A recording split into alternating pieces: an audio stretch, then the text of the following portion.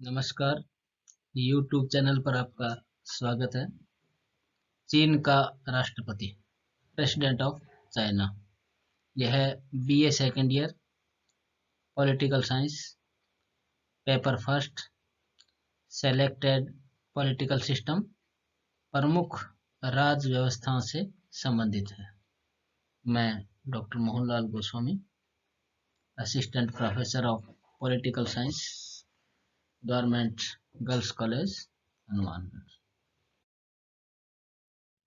हमने चीन के संविधान की विशेषताएं पहले वीडियो में देखी थी।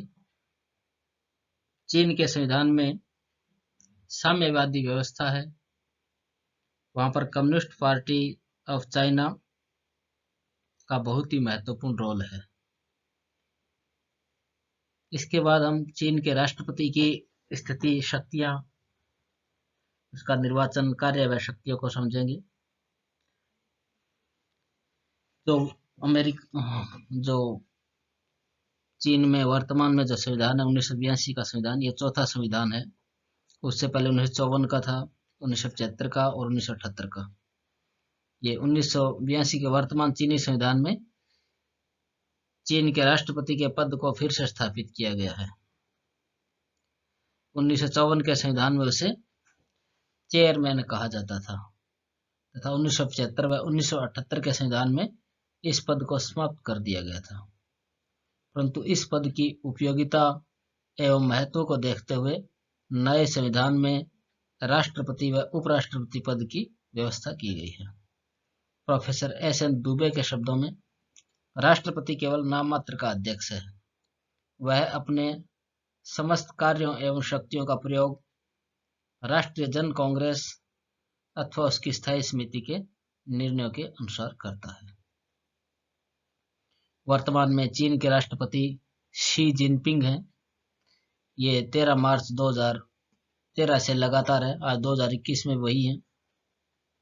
वहां पर उपराष्ट्रपति भी है, वांग कुशान वर्तमान में 2021 में राष्ट्रपति है। इनसे पहले ली युआनचोंग उपराष्ट्रपति थे। सबसे पहले हम देखेंगे कि राष्ट्रपति का निर्वाचन एवं कार्यकाल। निर्वाचन वर्तमान संविधान के अनुसार आर्टिकल 79 चीनी जनवादी गणराज्य के राष्ट्रपति का चुनाव राष्ट्रीय जन कांग्रेस द्वारा किया जाता है। राष्ट्रीय जन कांग्रेस वहां संसद को, पार्लियामेंट को कहते हैं। इसके लिए उसकी कुछ योग्यताएं निर्धारित की गई है।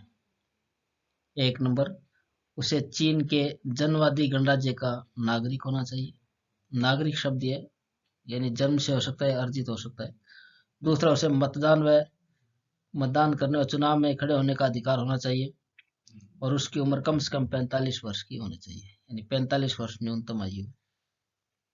इसके साथ यह भी है कि कोई भी नागरिक राष्ट्रपति पद पर अधिक से अधिक 2 बार चुना जा सकता है।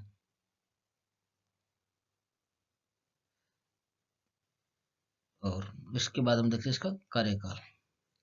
संविधान में राष्ट्रपति का कार्यकाल 5 वर्ष निर्धारित किया गया है, किंतु वह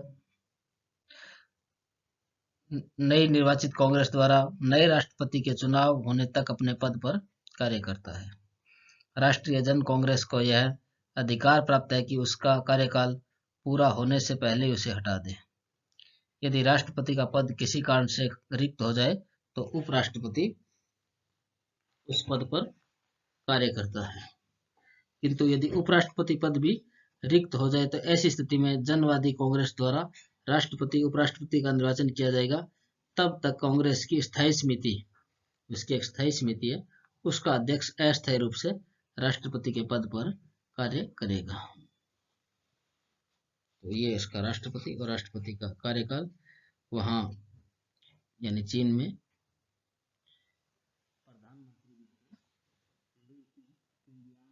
वर्तमान में वहां पर प्रधानमंत्री है, यानी 2021 में। इसके पश्चात हम देखेंगे चीन का राष्ट्रपति, उसकी शक्तियां और उसके कार्य क्या हैं।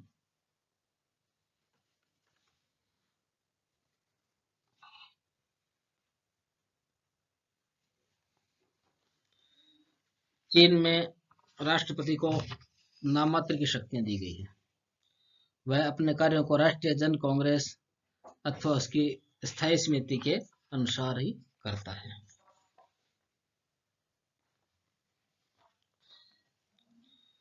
उसकी हम देखेंगे विधि निर्माण संबंधी काम।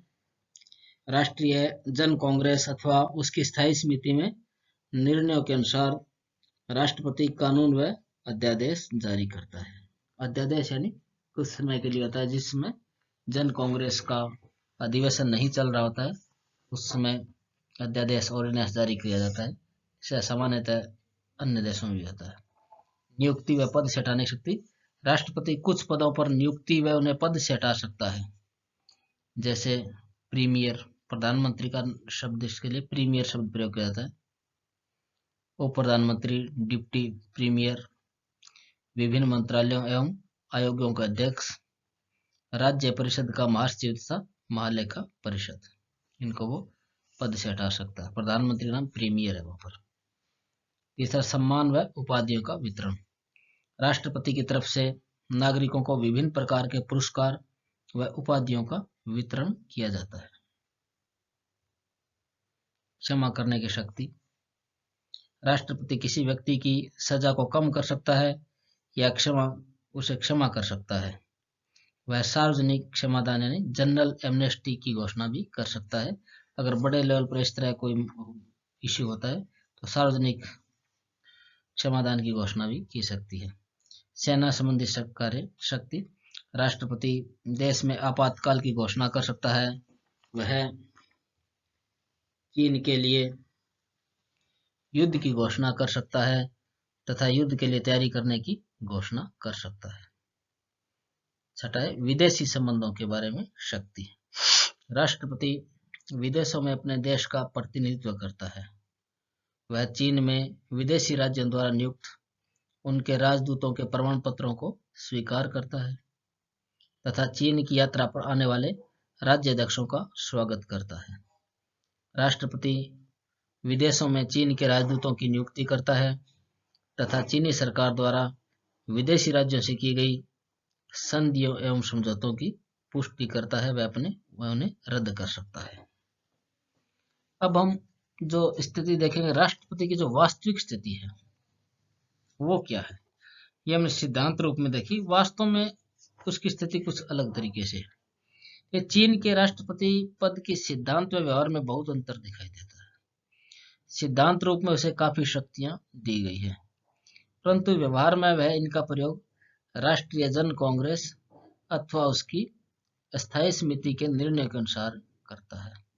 यह संस्थाएं साम्यवादी दल जो है वह कम्युनिस्ट पार्टी चाइना है के नियंत्रण व निर्देशन में कार्य करती है, जिससे वास्तव में राष्ट्रपति कम्युनिस्ट पार्टी के नियंत्रण में ही कार्य करता है।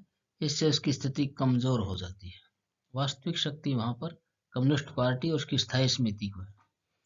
परंतु इस आधार पर यह मानना भी उचित नहीं होगा कि चीन में राष्ट्रपति की स्थिति हमेशा औपचारिक होती है।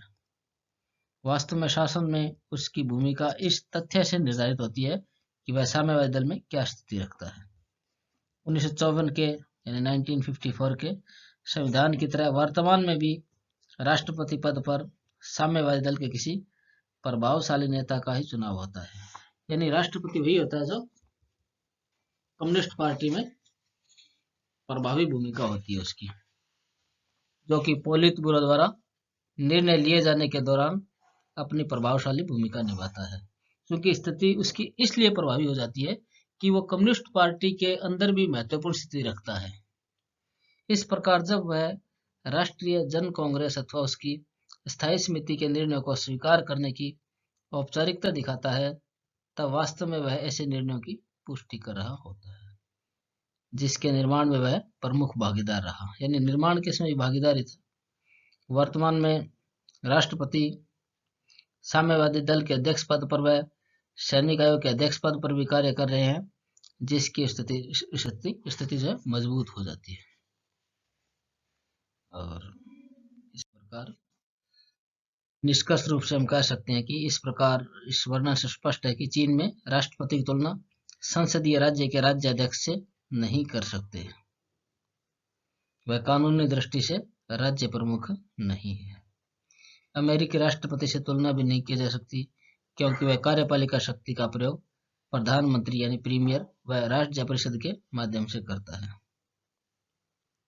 उसे राष्ट्रीय जन कांग्रेस द्वारा पारित विधेयकों पर वीटो का अधिकार भी नहीं है। कांग्रेस ने कोई विधेयक पारित किया, उसे वीटो का अधिकार नहीं है। वह कानूनी दृष्टि से उसकी स्थिति कमजोर है। वास्तव में उसकी स्थिति कम्युनिस्ट पार्टी में उसकी स्थिति पर ही निर्भर करता है। अगर इस पद पर साम्यवादी दल का प्रथम श्रेणी का नेता है तो यह पद बहुत शक्तिशाली बन जाता है, वरना यह सिर्फ औपचारिकता बनकर रह जाता है। तो इस प्रकार हमने राष्ट्रपति पद की चाइना में एक अलग तरह की स्थिति है। वहाँ कम्युनिस्ट पार्टी ऑफ चाइना उसका शासन की सभी जो ब्रांचेज है उसमें उसकी महत्वपूर्ण स्थिति है। अगर हम भारत के राष्ट्रपति या भारत के प्रधानमंत्री से उसकी तुलना करेंगे तो उसकी स्थिति बहुत कमजोर है, क्योंकि चीन में जो राष्ट्रपति है वो उस तरह की शक्तियों का प्रयोग नहीं करता है, कानूनी दृष्टि से वो राज्य नहीं है।